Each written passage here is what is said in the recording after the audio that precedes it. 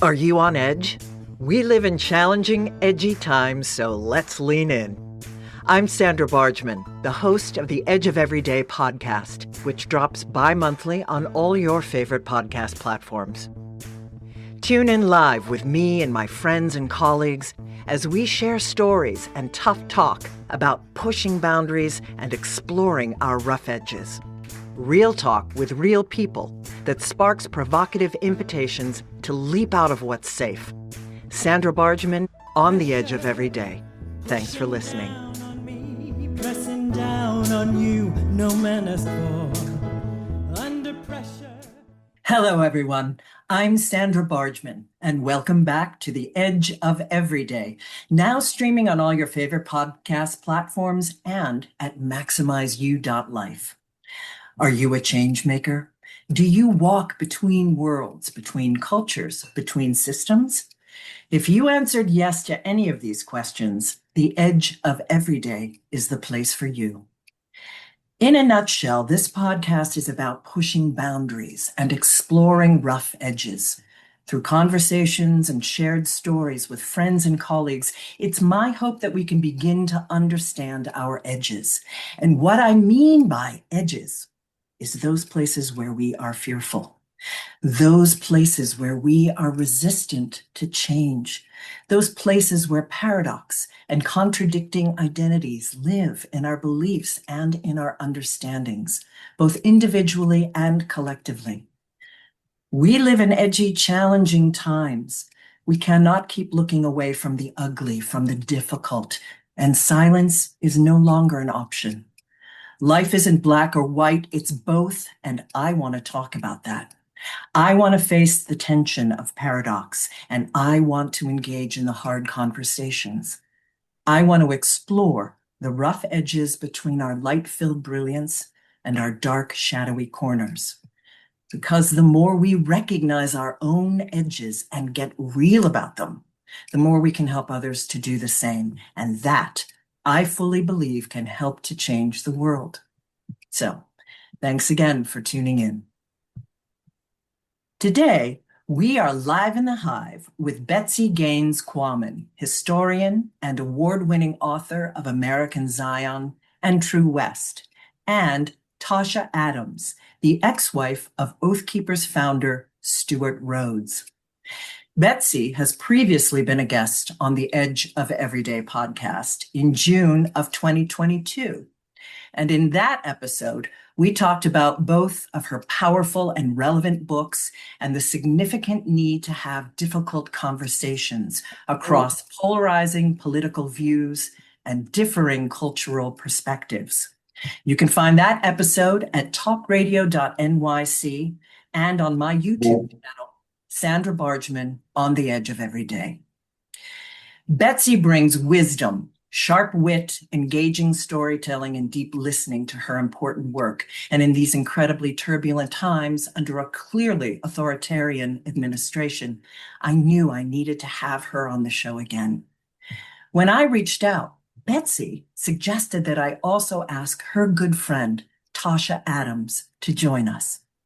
Tasha's ex-husband, Stewart Rhodes, the founder of the right-wing militia, the Oath Keepers, had just been released from jail, having had his sentence of 18 years for seditious conspiracy for his role in the January 6th insurrection commuted. Tasha's story is deeply moving. A life lived under the thumb of an abusive, manipulative man, and then finding the courage to plan an escape for herself and her 6 children. I could only imagine how she must be feeling upon hearing the news of his release. Democracy requires collaboration. It thrives on diversity and inclusivity. Militias thrive on control, whether that control is of land, populations, or individuals.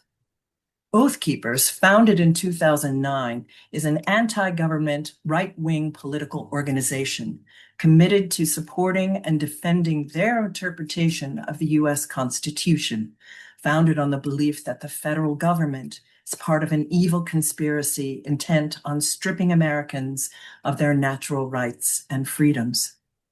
Whose rights and whose freedoms?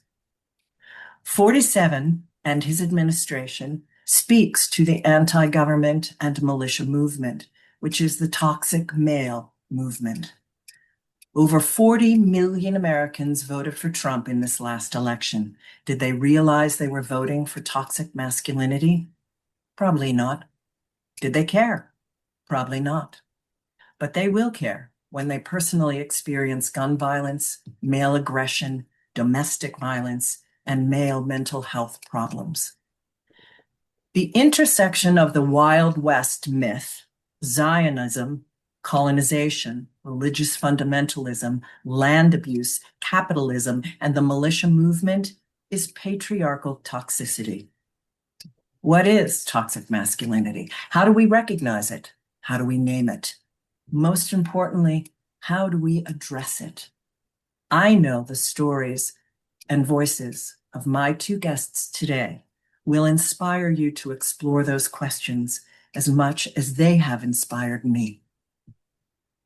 Before I welcome our guests, though, let me share their bios. Tasha Adams is the ex-wife of Oath Keepers founder Stewart Rhodes. She escaped the abusive marriage with her 6 children in 2018 after 2 years of careful planning in order to get everyone out safely. She appeared on dozens of live news broadcasts and podcasts and participated in 2 documentaries. She is currently working on her memoir, however painfully slow the pace. Betsy Gaines Quammen is a historian and writer. She received a PhD from Montana State University, where she studied religion, history, and the philosophy of science. Her dissertation focused on Mormon history and the roots of armed public land conflicts occurring in the United States. She is fascinated at how religious views shape relationships to landscape. Her work has appeared in the New York Times, New York Daily News, and the History News Network. She is the author of American Zion, Clive and Bundy, God and Public Lands in the West, and True West, Myth and Mending on the Far Side of America. Betsy lives in Montana with her husband, writer David Quammen, 3 giant dogs, a sturdy cat, and a lanky rescue python. Welcome, ladies. Hi, it's good to be here.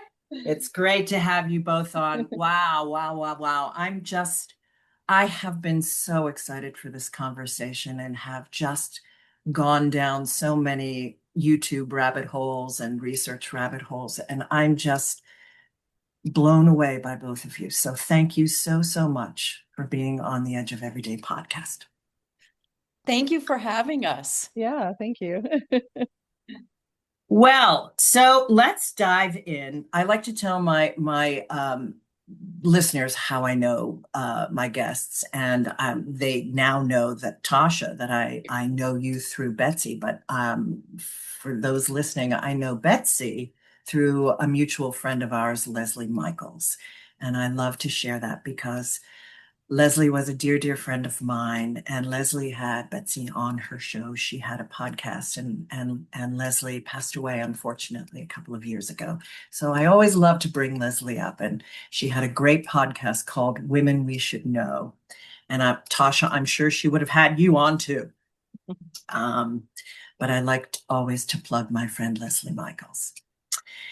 Okay, so this is a question I love to ask all of my guests because I find it so interesting and revelatory, and it's one that can change. You know, I've had repeat guests on and I've asked them and they've had different answers, and I love that.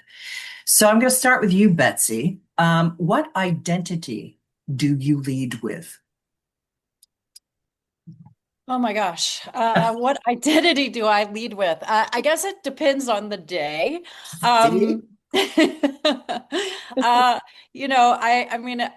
I think of myself as a dog mom and an aunt and a friend and somebody who loves being outside. But I also hope to think of myself also as a truth teller. It's very, very important to me to be honest and to call things as I see them. I just was thinking about this. I just finished my newsletter, and I was thinking about Andrea Gibson, who passed away recently, the poet, who absolutely gorgeous, revelatory, brutally honest, and unbelievably loving and compassionate. And they said, and I hope I get this quote right, but the sometimes what you write about isn't hopeful, but in telling the truth, that's where the hope is. And I'm paraphrasing, but it's essentially you can write about things that are really awful and don't feel particularly hopeful, but in being honest, that's where the hope is. And I've been thinking a lot about that lately because we have so many things we're facing, and it's just coming at us nonstop. And we just have to stay in the place where we're going to tell the truth no matter what, even how bleak it is. So, Well, so, yeah. so that kind of gets to what we were talking about, Sandra, before the show, that right now, I feel like I'm living in two spaces. I'm living in my day-to-day life where I am still going to have joy. So I'm a person who loves joy and will continue to pursue that. And But I that's also resistance too, BTW. we have to have that place of resilience. But then I also really feel that I have the responsibility and obligation to tell the truth, even when it feels dire. Yeah. I love that. I had a woman on who, her second time on the podcast last week, and she called me a truth teller and she thanked me for that. And I said, yeah, it's not easy to be real. Truth is up for grabs in our world. And it's not easy and it can feel brutal, but there is hope embedded in that. Because if you're willing to be honest, like the edge of every day about the light and the dark and the complexities of each human and where we are contradicting ourselves and living in paradox and the shadows that are coming up to the surface collectively here in the United States. I mean, if you can't be real about that, you cannot carve out some hope. Yeah. Yeah. Oof. All right, Tasha, what identity do you? Well, that's certainly been in flux a lot lately. I mean, for decades, well, for instance, when I was young, oh, well, I'm a dancer, I'm going to school, and then I was a wife, and then I was really entrenched in the identity of, oh, well, I'm a homeschooling, breastfeeding, attachment parenting. I was the trad wife, and I bake bread from, you know, brine the wheat, and and when all of that fell away, then I was, and still sort of am, the ex-wife of Stewart Rhodes of Oath Keepers. And you asked for a short bio. Man, I put that off until about 5 minutes ago. Well, No, I don't know. I don't know. I feel so in flux. I used to call myself, well, I'm a writer, right? Well, I haven't really written much. So, but you are but writing. I'm rebuilding. Yeah, I am. I Yeah. am actually co-writing a play, a fictionalized version of sort of a wife that leaves behind a whole lot of Oh crazy, my. and accidentally co-wrote a song. That was I fun. listened to it, and we're going to talk about that at the end. It's in my notes here with Slim Vampire. And I mean, I think I'm rebuilding. I think my first thought is, I'm kind of maybe a survivor. Maybe I'm just somebody who's Hmm. just I'm a rebuilder. I love With that. it. How powerful is that? And Yeah, open is that? yeah.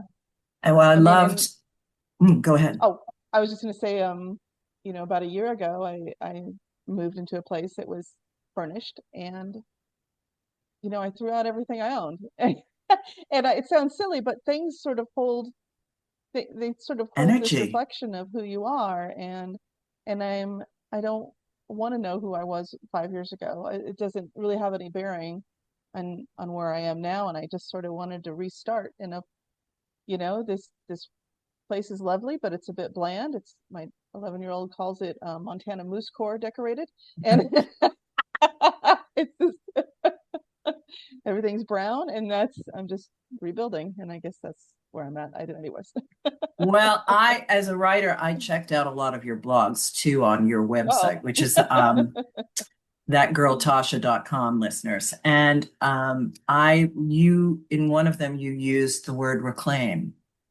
And that feels like what you just were saying about rebuilder, that you're, and I love the identity of being a rebuilder and a reclaimer. And I think that I think there's no woman on the face of the planet that's not walking with a bit of that identity. Yeah. Yeah. As we, which is the topic, the overarching topic of this discussion is, and what I said to Betsy before you came on, before our conversation, the fall of patriarchy and the toxic masculinity that's at the heart of that as they kick and scream and hold on to these old traditional ways of being. And it's up to the women to rebuild, to be the rebuilders. I'm going to adopt that identity, the rebuilder. Yes. So I want to know how you guys met. How did that happen? Look at you. Perfect reaction. For those who are just listening, both of their faces were awash with confusion. It was great. I remember when we first sat down together. I don't remember how it really came about. I think I just called you. Yeah, I think so. I think I just, because I was writing this book, I was doing a section on the Oath Keepers. My first book, I wrote about a family in Utah, or excuse me, in Southern Nevada. They're an LDS family in Southern Nevada. An LDS for our listeners, folks. Latter-day Saints. Yeah. So members of the Church of Jesus Christ of Latter-day Saints. Yeah. And Stewart had been very, very involved in some of their maneuvering. They were involved in a armed standoff over an issue on public lands. It's a long story, but they were grazing cows on public lands. And for those of you out there, public lands are federally owned lands. In the West, where Tasha and I live, we both live in Montana. We have, I think, 600 million acres of public lands, including national parks, including national forest, including Bureau of Land Management, wilderness areas, some of the most wonderful places that as Americans, we jointly own. I mean, these are our lands. And so the Bundy family were illegally grazing cattle on a piece of Mojave Desert. And they had not been paying grazing fees. And this happened for 2 decades. And it finally came to a head. And there was an armed standoff. And a number of militia from across the country decided that this was going to be their stand, including Stewart Rhodes. And Tasha can weigh in on this at any point. She knows this better than anybody. But in my second book, I was examining the mythologies that informed some of the participants of the standoff.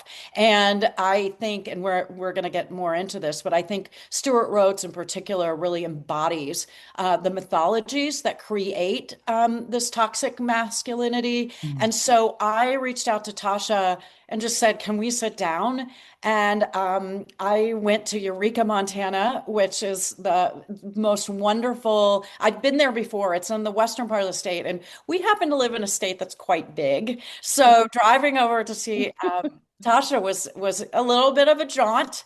And I went over and we sat down to breakfast. And I swear to God, I could have stayed at that breakfast for days. I mean, she's funny. She's resilient. She's unbelievably creative. She's so she's so fun to talk to. And it was one of these things where, you sit down and you're like, oh my God, this is my girlfriend. Like I just, this is my It felt like we'd path. known each other for years. Yeah. Yeah. Yeah. I mean, we just hit it off like crazy. And part of that was we knew we had this background. I mean, she lived it. I've been researching it.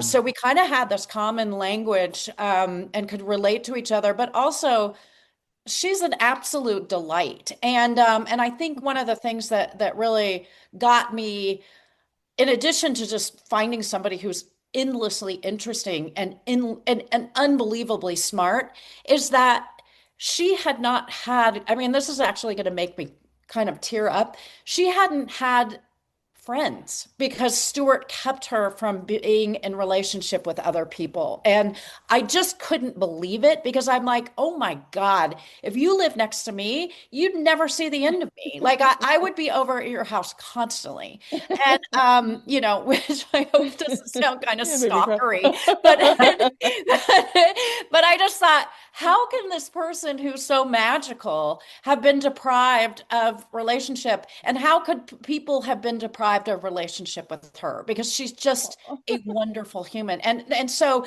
that's how we met. I mean, it was like this collision of Oh, I joy love this. and It and was and amazing. sort of Yeah, it was camaraderie. amazing. We had a How, lot of fun. I'm sure, how did it feel to share all this with Betsy? Oh, incredible. I mean, I really, honestly, that's probably the first time I sat down with another woman over coffee, and, probably had been decades. And Wow. really, and I was in the habit of, if I were to say anything about, I don't like the way this was going, or my husband was controlling, or I was in such a habit of bracing for impact in any social environment at all, even, in the few group settings I'd been in, where people would be like, your job as the wife is to, fix all that. And, it was really, um, it was just an amazing thing to have someone say, yeah, you're right, and agree with me. And And want to know just, more. yeah, and it was almost a fairy tale like. I can't believe that I'm, no one's lecturing me on not being a better wife and fixing all that, you know. Oh my Lord. I Well, mean, I knew logically it wasn't going to go that way, but emotionally, that's how.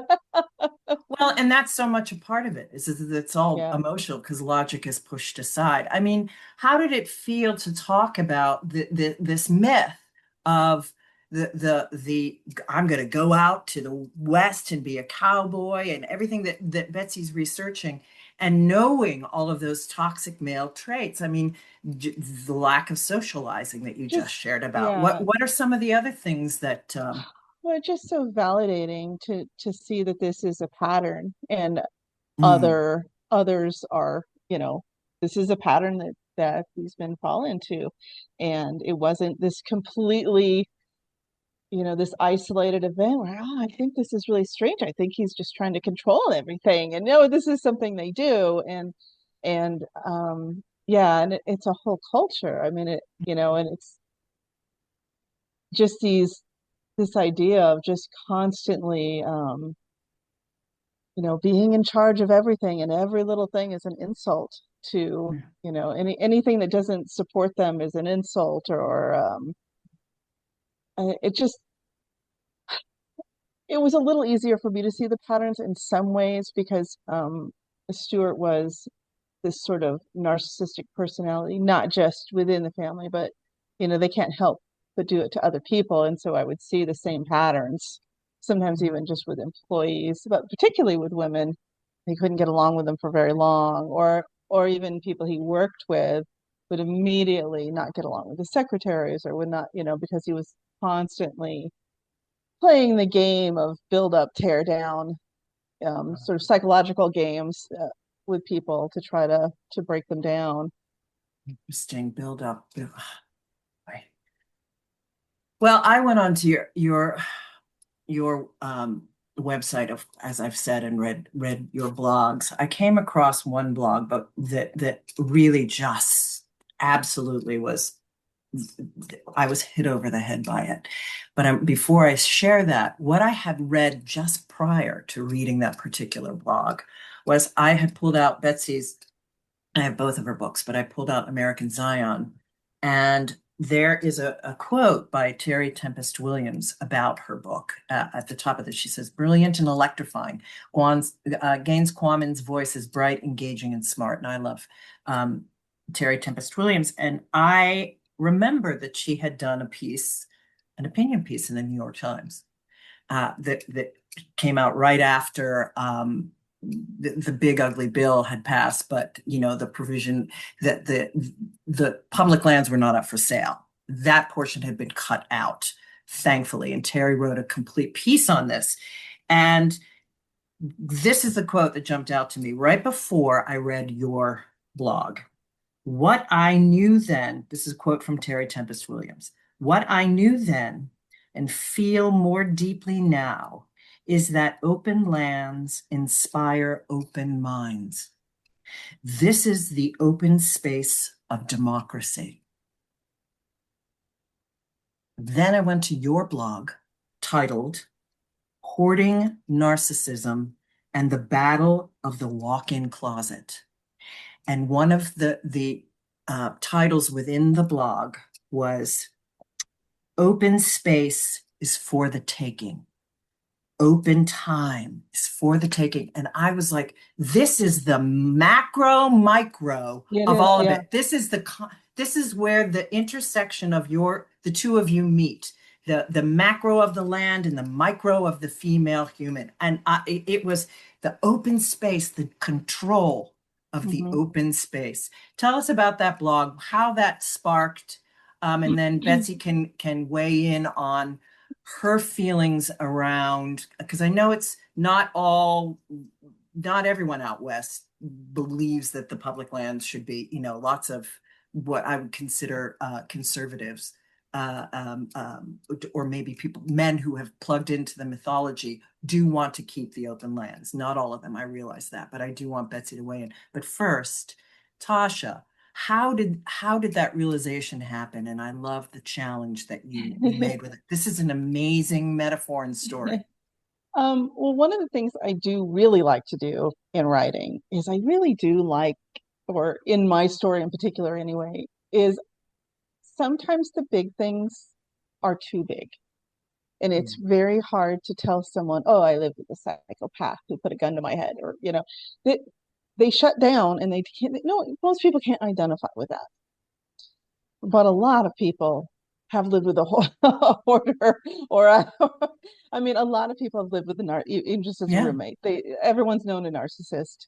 And so sometimes I kind of like to do storytelling through small things that are just really aggravating. And why wouldn't you write about the one who left you dying on the floor? Well, I wrote about that too, but this is identifiable, right? And I kind of really enjoy just kind of writing about the little. It's also not as mentally exhausting, and there's that totally too, right? It's so symbolic. But I love how you said, if I can maintain, it was like it was a war space in your mind. Yeah, it I'm going to reflected maintain so much. one section of closet, and I'm going to fight for it. And it cost me hell for months, until eventually I lost the battle because he started taking it on the kids, and I give up that space. But it couldn't believe the time and the energy that this person was putting into, what Stewart was putting into, making my life hell over a small section of closet that I wanted to have as a space. For yourself. Yeah, and it really was symbolic of, our entire lives. It's also symbolic of the entire mindset, and the same philosophy, reaches out, and it's in every situation. They will battle it out. They feel small inside, they want to feel bigger, and they want to own this territory, whether it's a shelf in the closet or open lands in Nevada. They just want to put their stamp on it, and they need to plant that flag, and this is mine. And no one taught them to share. I think I just Well, but I think you said it, my goodness, that they're just so empty inside. yeah. And how I have to have what you have to Mm. fill me up. And maybe not even notice it was there until they see that somebody else has that space Wow. or that, and then suddenly it's something they need to have. Just the fact that someone else has it is enough to make them want that. Unbelievably great writing. I was so Oh, deeply moved. Yeah. And Betsy, can you weigh in on the micro and the macro of that and how it plugs in with the myth, the cowboy Western myth, taking over the open space? Yeah, I'm not quite sure if I can talk about it in a parallel way. Mm. Um, because I I'm you know I think that there is and this would be reflected in what Tasha's saying is that once this kind of mentality gets a hold of something, there's no there's no letting go, and it Mm. becomes not just an issue of uh, sort of and I'm trying to think of the right words. Like it becomes more of more than just a battle. It becomes vitriolic and ugly, and petty. And so you don't really have a situation where you have two people on or two constituencies on both sides of an issue, such as public lands, making points that are valid and sort of equal in rational positioning. In That you truth telling. actually have one side that becomes quite, as I said, belligerent, and cross a line, like bringing out guns, or taking over a wildlife refuge, like Right. the Bundys, Malheur. Yeah. yeah, Malheur. So it's no longer it throws you off the tactics that they use because it doesn't make sense. It's no longer a understandable confrontation or conflict. It's ratcheted up so much in ways that are disorienting. And Mm. so I think what Tasha's talking about is a tactic that you see over and over and over again, and it's something that we're seeing now play out at a national level. That Yeah. these conflicts, whether it's a shelf in a closet or it's public lands or it's Or I a mean, rape case, or yeah. oh yeah, yeah, exactly. Or detentions over Throw, immigration. It's no longer a sort of, as I've said, a rational or understandable or procedural something that we can understand. It becomes dizzying, disorienting, unfair, violent. combative, a constant. It's disproportional and very exhausting. Yeah. And Um, that's and toxic so, masculinity in a yeah. nutshell. That was a masterclass from these Yeah. two ladies in toxic masculinity. Yeah, I mean, and the belittling Mhm. of women, the outright belittling, and even in our privately, putting them down publicly, making fun of I can't believe how our politicians speak about female politicians. It's breathtaking that that's Yeah. okay. I mean, it just shows up everywhere. This violent takeover, controlling behavior, and yeah, and It is disingenuous. That's probably the thing that always would bother me the most about trying to come to any kind of understanding with people that think that way, men that think that way. You come in with your okay, here's the points on my side, like Betsy was saying, and here's where I could do better, and you expect the right, same and they just come in, attacking your, greatest phobias or that have Right. nothing to do with And anything. abusing what you've just Yeah. admitted and Yeah. abusing that And and taking twisting. advantage. Yep. Yeah. Twisting anything that you said, using literally anything they can against you, and giving no ground, and and not really interested in coming to an honest and genuine place. It's just an all-out war. Um, and no, there's no sense of reason in it. But the disorienting, I think, is what that Betsy brought up, was just huge. It's a huge, that in itself is a weapon to disorient. Yeah. And just, what is happening here? I thought we were talking about this, and now I'm defending myself against That's not something a that's word. completely unrelated. That's not a word I would have ever pulled out, but I am blown away that you guys have both, yeah, the disorientation and the rug pulling of anything factual, of anything that makes sense, any rational, any adult, any emotionally intelligent, spiritually intelligent. All right, I think we've made our point. Thank you.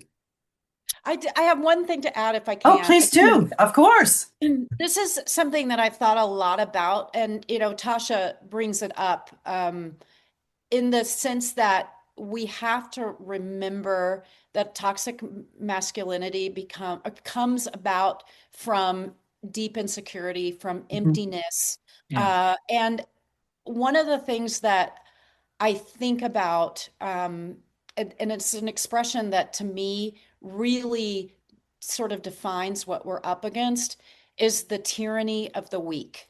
Mm. Yeah, And it really is, this is tyranny. absolutely. Um, and so, as Tasha said, there's no blow Bottom. low, right? Yeah. Yeah, and prior to our conversation being recorded, the talking about the trying to fight to live. I do, as a interfaith minister and spiritual person, live at the eagle eye view of the understanding, and the Edge of Everyday podcast is based on this concept of wanting to know the light in the dark of a story and watching the collective shadow being brought to the surface so extraordinarily right now that I can live there and get there. But then when I fall back down to being a normal human and see the day-to-day, minute-to-minute cruelties, the tyranny on the weak, the celebration of the cruelty. I think probably what hurts more than the men is the women that uplift this with the internalized misogyny that they feel, the insecure that they are uplifting this. Breathtaking. All right. So let's move on to, I also read in one of your blog posts, and I loved this, Tasha, that you, and I've heard this from other people, and I've had friends who have been in long-term abusive relationships, and they feel the same way. And there was a sense of, don't ask why did I stay so long? That is just wrong. And I so appreciated that. And I think that anyone that if you spend 3 seconds thinking about it, you can get past the impulse to ask that question. There's so much research out there now. And I think people, would you agree, Tasha, that people have moved a bit beyond, they've come to know that maybe that's not the wisest question. Would you agree with that in your experience now? I mean, I've been asked that. I think I was asked that once on CNN, with someone who should have known better. Wow. Why did you stay so long? And I thought, are we really here that people don't know that that's not okay to ask? And I just kind of give the parallel of, do you go into a bank after a bank robbery to interview the hostages and walk in there and say, hey, there was times when you didn't have a gun to your head. Did you made coffee for the bank robber while you were in here? Aren't you an Yeah, accomplice? totally. You don't Well, normally say that.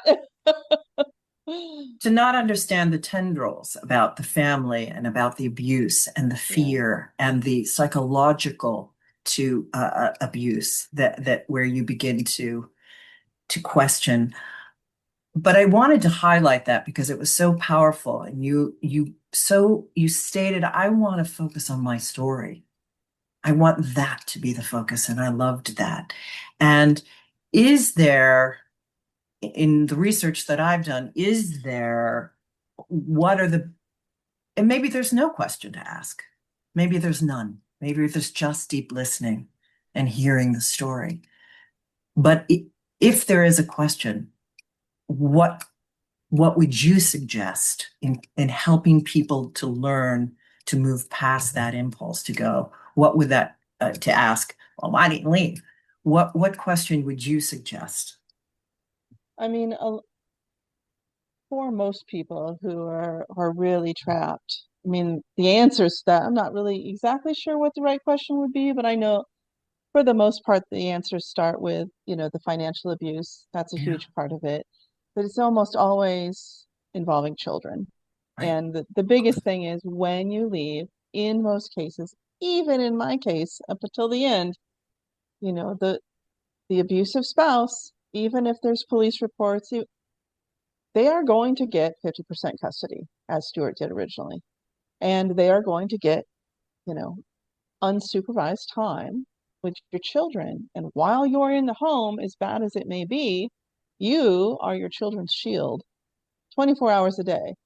You are there. And I know you can't always be there when you think, sometimes you fall asleep, sometimes you're in the bathroom, and that's when everything goes wrong.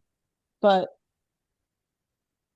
you can't be there once you're divorced, once you're separated, and the judge gives that time to the ex, and that is always weighing in your mind. And what people don't understand a lot of times is even just all the psychological aside where you think everything's your fault, and that trap feeling and identifying with your abuser and all that other stuff, you still have the legal system to deal with. And I think a lot of people who haven't dealt with the legal system like that, they just don't understand. They think Yeah. it's television, and well, that's not right. Or the people those who just go get a restraining order. Well, Well, it's not always that easy. Mine was denied. wow. And, it's not that easy. And, in most cases, they're going to get, you know, every other weekend or every weekend or every other week or, and they're going to be alone with kids. Stuart never changed a diaper in his life. And, they wanted me to hand my baby off to him, you know, and that's just a reality. And it becomes a sense where you feel selfish for wanting to get out because now you're putting your kids at even greater risk, it seems. It's not so much in the long term, but certainly in the short term. And you're also not necessarily in a powerful situation when you leave. You're not necessarily in a place where, some women leave and the husband winds up with the kids almost full time because they can't they can't afford a safe space, a proper living arrangement for their kids. And so those are some of the biggest challenges, and of course there's all the psychological sides of it. But really, I think a huge part of it is that that intuitive knowing that you're just giving up, your ability to be a physical shield between the abuser and the children. And that is just so huge. And I feel like it's not something people often bring up when they're talking about why don't you just get out? Because they do want to see the world in this black and white way where there's police reports, there's proof of abuse. In my case, there wasn't police reports, but he admitted to a lot of the abuse and emails that were shown to the court, talked about choking my daughter in the drive. It didn't matter. It didn't matter. Talked about pointing guns at the neighbors. Well, all of that stuff. None of it mattered. And that's just in my case. And there's millions more like it, you know.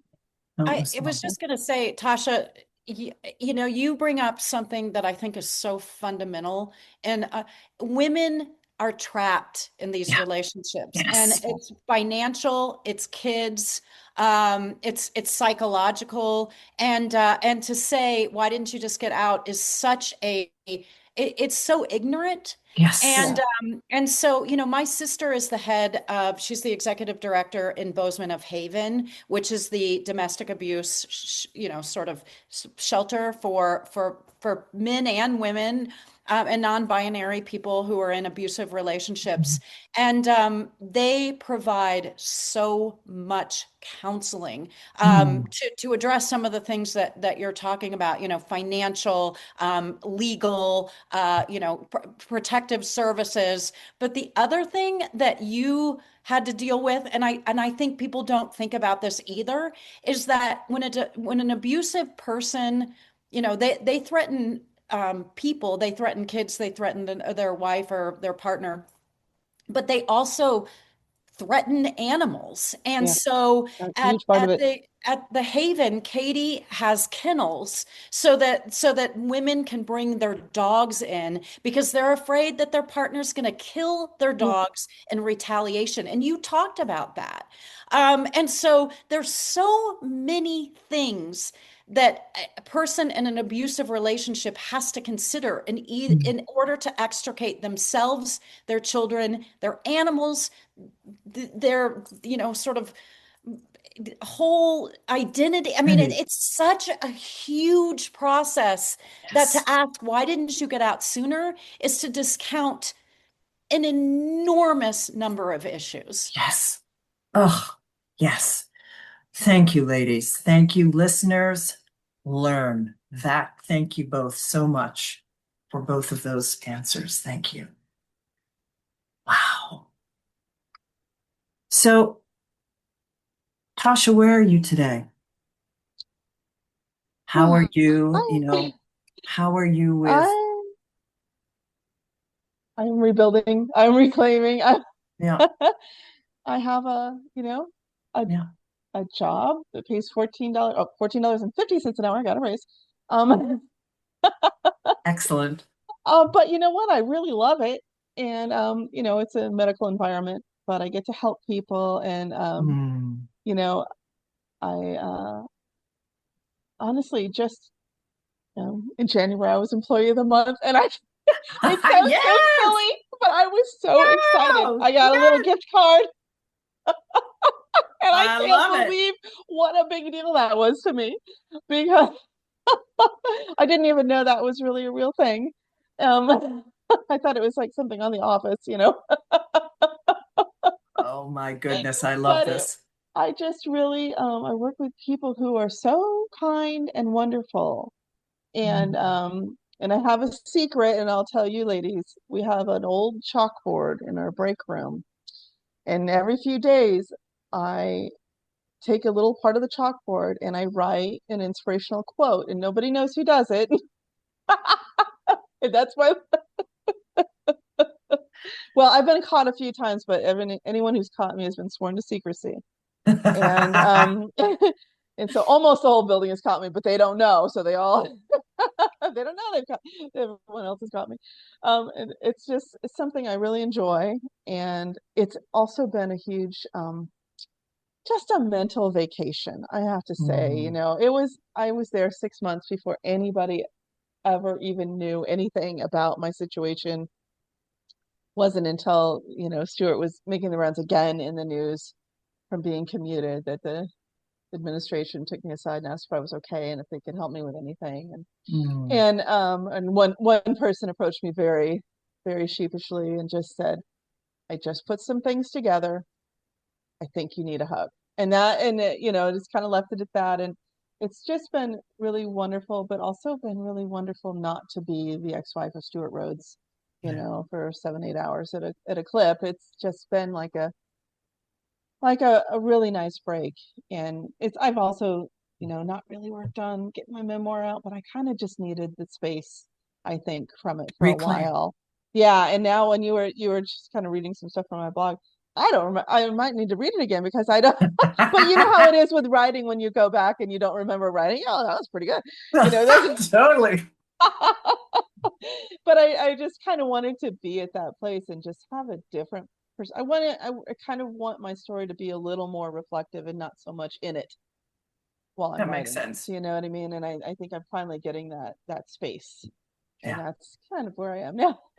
That makes sense. Well, and my God, I can't even imagine your nervous system. Yeah. Just allowing Yeah, that to physically. Yeah. unwind a little bit, so It's you been a can lot just. of meditation. Me and meditation are best friends now. And I don't even know how I would get through a night without, just meditating and maybe some guided meditation and just taking a lot of deep breaths and a lot of just, okay, just get through the next Wonderful. 5 minutes and then we'll see where we're at. Yeah. Been a lot of that. And it's been really, the one small silver lining is that Stewart was not pardoned, was commuted. Right. And so he is still a felon. He is kind of behaving because he wants that pardon still and hoping he'll get it. And he has a probation officer for the next 18 months. And he has some restrictions on him. And that's been a little bit of a wiggle room or, a little bit of peace, a little space there. Yeah. So. Well, so there you're just taking your time. There's which I love, no deadline on your writing. That's glorious. Yeah. Well, we'll hope for some more blogs on your website. And for our listeners, it's thatgirltasha.com. Betsy, what's on your leading edge right now? What can you share with our listeners?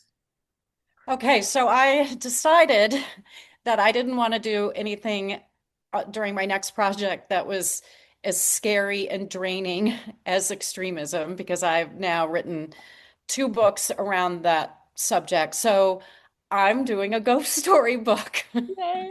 And Wow. I know, so I'm really excited. I'm as a historian, I'm fascinated with both lore around places and why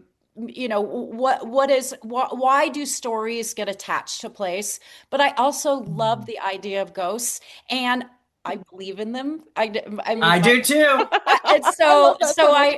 I do. So I'm talking about a variety of different things. I'm talking about haunted landscapes in a metaphorical sense, Mm. and that we have a country that's full of haunted landscapes. I'm talking about real haunted places that when looking at the history about why these places are haunted, by who, by what. And then I'm talking about the fact that ghost stories are so important at a time when we're seeing an administration that wants to erase and whitewash history, why we need to listen to our ghosts more than ever. And Mm. so it's a history book, but it's told in ghost stories. And I have to say, my husband's reading it right now. And then I'm going to turn it into my editor in the next couple of weeks, and then they'll get back to me with their edits. But it's coming out next year, and it's called Dead Reckoning: a history of ghost stories. I can't remember the subtitle. I don't think we've quite ironed it out yet, but it's a history of ghost stories and hauntings or something like that. And so I have had so much fun. So yeah, I'm leaving the scary extremists behind and going to ghosts. There you go. Yes, we're going mystical. We're going, So well, yeah, it's but it's our super fun. ancestors. It's Yes, and learning from our ancestors. ancestors. It's Yeah, learning from our ancestors. and I talk about that too. And I talk about the idea of generational healing rather than Epigenetics. yes. Yes. So there's a lot in there that's been, cathartic at a time when we're going through what we're going through. Yeah. Oh my Lord. I can't wait. I kind of wait. Would you agree to come back on and talk about it when it comes out? Oh yeah, I would Oh, love that. excellent. Would you join us, Tasha? Oh, of course. That would be awesome. All right. Well, ladies, any last things that you would like to share with our listeners before we sign off? where I place to find Tasha. I've already said that. Oh, wait a second. I said I wanted to talk about your song, Tasha. No, oh no. Yes. Oh no, I went and found it. Slim Vampire. Oh, I love that. What's his real name? It's Seth Curlin. He actually, I believe he wrote something like 98 episodes of Friends. So if you don't like that, you know, certain people didn't get together in enough time, it took too long. He's the man to Exactly. He drug that out. When the house, she co-wrote this song, When the House Lights Click Back On. And you can find that song. It's not on your website, which I was surprised. It's on Spotify, and I don't have, I didn't sign up for the CD thing or whatever, the music songwriting thing in time, so I don't even think my name's officially on it, but he has it on his IG. Yeah, and I think he has a TikTok, I think too. He goes by Slim Vampire. And Slim Vampire. Sometimes I repost it now and then, but I really don't know how to use Instagram. I'm old. I got kicked off of Twitter. I saw that too. I was like, well, that's like a bonus to get kicked That's off a badge Twitter. of honor. Yes, full on. Permanently banned. I just reposting our documentary. The trailers. Yeah. Oh my. Wow. And I hope that that's available at some point. I really, it kind of is. It's really tricky to watch. The only way I found to do it, my kids haven't even seen it. I mean, maybe Dakota's watched. This is King of the Apocalypse. Mm-hmm. You have to go to the NBC site. Okay. And somewhere on that site it says join. And it actually is free to join with an email. It's pretty simple. It's just name an email, verify the email, and it's somewhere on there. It says, you have 3 credits. And then you can watch King of the Apocalypse. Oh, good. With one of the 3 credits. I really, really have been dying to see it. Yeah, nobody can watch it. I don't know a single person who's seen it because it's too hard to watch. It's just, So how do you get the credits? You just get that for signing. I think it just says sign up or become a member of NBC. You know, you do it from a laptop or whatever, and it actually is gives you the credits. Yeah, it'll try to say, for this much money. No, how about for free? Okay, verify the email, and then you'll get these 3 free credits. Oh, got it. And you can watch 3 of their shows. Yeah, it's been nobody's seen it. Well, folks, that'll be in the show notes. And you can watch this, and I'm going to run, not walk to watch it. So Betsy Gaines Quammen.com, that will also be in the show notes. You can find Betsy's book on her website. You can call both of her books and her, I'm sure, upcoming book on her website. But you can also call your local bookstore and get it there. If you can't get it either of those ways, then okay, go to Amazon. You can do it. Or you can go to the library. I do have one. Oh, that's true. Yeah. Cute story. I just got a picture from Heather Cox Richardson the other day of her reading American Zion in the Berkeley Library. So I was so excited. So I'd love you to buy one at your local bookstore, but you can also get it at the library. That's both of them, fabulous. I think.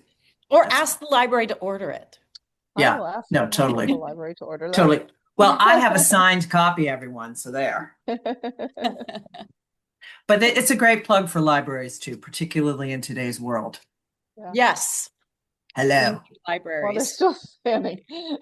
Well, we still have. Oh my Lord. Well, ladies, I am ever so grateful that you have spent time with me on the Edge of Everyday podcast. Thank you both so much for coming on. Thank you, Sandra. It's been really great and so wonderful to talk to my friend Tasha. Yes. Yay! You guys made me laugh and cry all in an hour. Oh, good. Good. Well, and to my listeners, thank you so much for spending time with us today. Remember, you are always at the edge of the miraculous. Until we speak again, take good care. Pressing down on you, no man has fought.